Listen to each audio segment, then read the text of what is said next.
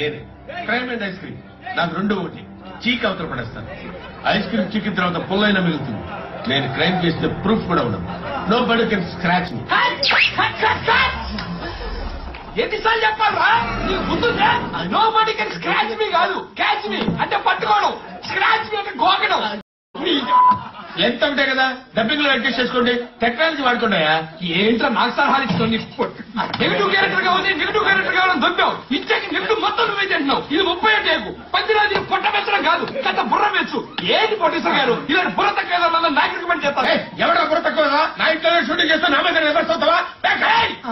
నువ్వేవరా? నీ డైరెక్టర్ నన్ను లెవెల్లో పెర్ఫార్మెన్స్ ఇస్తే నన్ను పనిచేస్తావరా?